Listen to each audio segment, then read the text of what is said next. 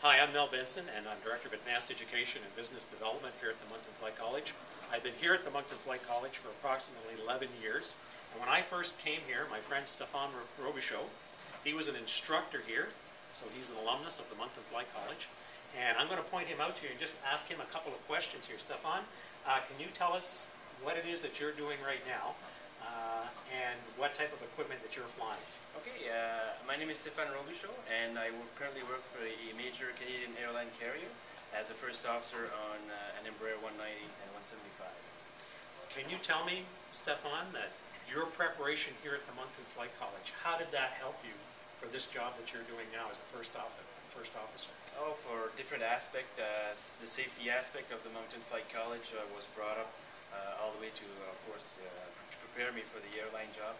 And the technical part also was a really great help from the flight college. So if you were recommending a flight school, you would recommend the flight college? No doubt about it. I would recommend the Moncton Flight College, especially for the reputation that they have across around the world. Actually,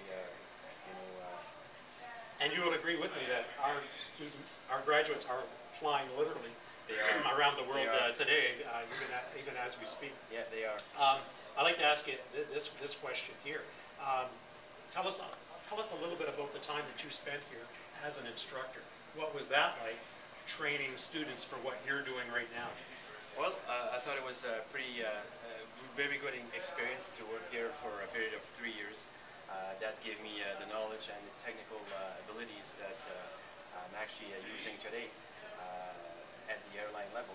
So basically, everything that I've done here helped me a great deal. And one of the other things that the Moncton Flight College is very proud to have is that we do our own flight instructor program in-house. So the graduates out of that program are all on the same page as far as the training that we do. We can maintain our standards, our qualifications much more easily by doing that. And we often draw from that pool of instructors as we continue training future students here. It has become a valuable resource for us. And Stéphane, again, is the product of that, and we're very proud to have him out there representing our name as he flies on this major Canadian airline around the world. Thank you. What is it that you're doing now, Tracy? I'm currently working for a small charter company, flying captain on the Navajo and caravan first officer on Beach 1900. Okay. What steps did you take after graduation to get to this point? After graduation, I actually moved to a little town up in Ontario because I was informed that, if you want to get a job at a flight school, you kind of have to go search for it. You actually have to move to a place and, walk in, present yourself to the company, basically, if you're hoping for a job. So I did that for a little bit. I ended up getting an offer over there. By presenting myself, I really had to go there and fight for the job. And I also ended up getting an offer back in Nova Scotia at the same time. I ended up taking the offer in Nova Scotia because it brought me back to home, and I thought it would be better move for my career. And when I started the job, I had to work dispatch for a full year, which is often the route that you end up having to do. It's just a way of paying your dues in the industry. So I worked dispatch for a year and then was promoted to a first officer position on the Navajo, and since then I've continuously grown from within the company to where I am now. And what are your goals for the immediate future? I'd like to, hopefully just keep furthering myself, whether it's at the current company that I'm at, hopefully growing internally, or maybe eventually go on to a regional airline or bigger.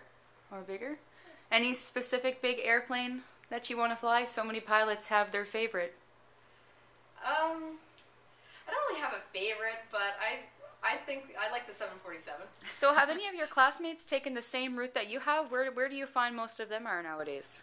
Some of them have taken the same route I have. I know quite a few of them are working at smaller, whether it be cargo or charter, passenger service, but it's a smaller airlines there. And I do have some friends that decided to go with instructing. And another one of my friends, she instructed in Australia for a large Asian airline, and just recently gone on with one of the major airlines in Asia. So. Wow. Do you know what kind of aircraft she'll be flying? the 747. She just found out. So, I mean, we've all gone our different ways. There's people that are instructing. There's people that are still in the charter department, flying King Airs, 1900s, Dash 8s. And then we have some going to 747s. So, wide range. Are you jealous a little bit? Yes and no. I mean, a little bit. I think I might want to stay in Canada just for the lifestyle. But at the same time, of course, you know, it's got herself a great job, a great pay, and a great aircraft. So, since I graduated flight school, I've been to a couple destinations in the States. I mean, Florida, Vegas, Los Angeles.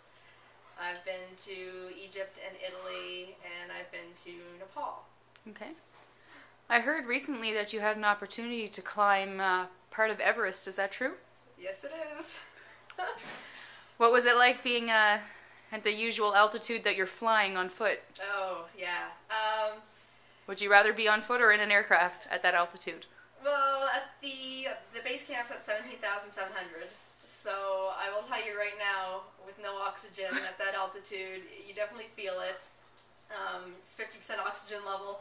So every little uphill, you kind of need to take breaks. It leaves you out of breath pretty easily, and a lot of people get altitude sickness and have to stay where they are. But like your heart races at that altitude, everything.